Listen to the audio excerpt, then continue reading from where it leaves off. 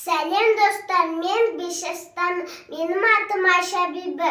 Менің үйде мамам балықтарды, гүлді дегендерді өсірген жақсы көреді. Осы гүлдерге күтім жасаушы қандай жол жеңіл бар екен?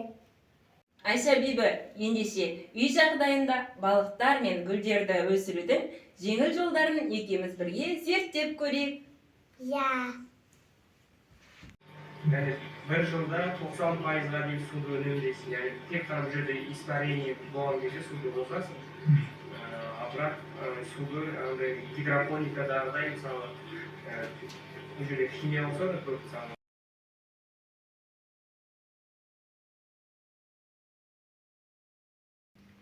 Айша Биби, аквапоника әдісінің қалай жасалатынын біз әлеуметтік желілер арқылы қарап білдік. Енді зерттеу жұмысына кірісейік. Жарайды. Жақсы, ендеше зерттеу орталығымызға барайық.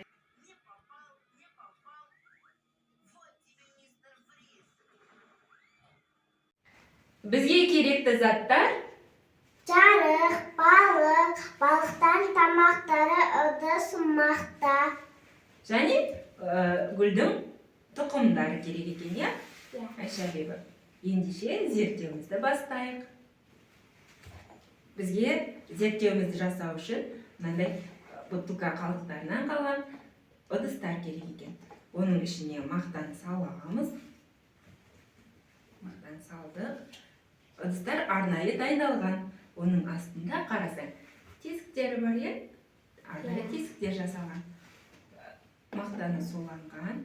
Енді бұған тұқым саламыз. Гүлдің ұрығын салады екенбіз. Қарайық. Гүлдің ұрығын салдық. Енді бұны балықтарымыздың ыдысына ақырын кіргізіп қоямыз.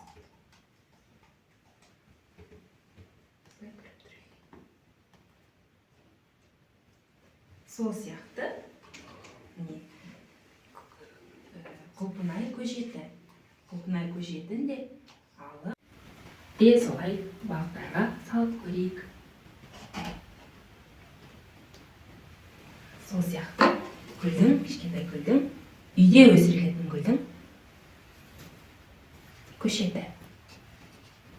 Гүл көшеті түс кетпес үшін мақтаны салып қоямыз қасына. Бірнеше күннен кейін тамырлана ма, тамырланбай ма көреміз. Тәжірибемізді жасап көрейік. Кәнекей, енді балықтарымызға тамақ салайық. Тамақ салып, әдін ала қой. Қолмен ала қой, мен сияқты. Ары жақта, мына жерде қалған жерден балықтарға жем саламыз. Балықтар тамақ жегенді өте жақсы көреді.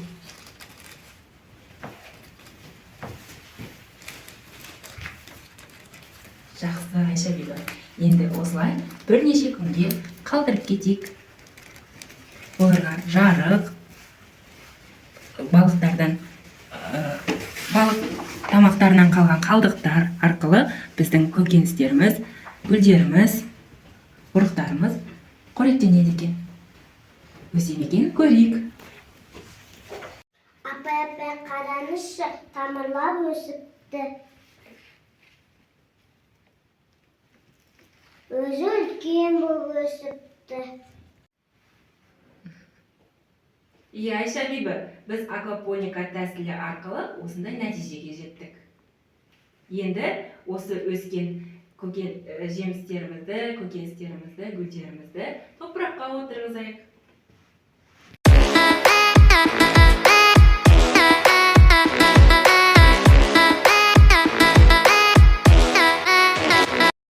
Айша Биби, саған біздің зерттеуіміз ұнады ма? Қатты ұнады. Мамамның гүл өскені көмектесем.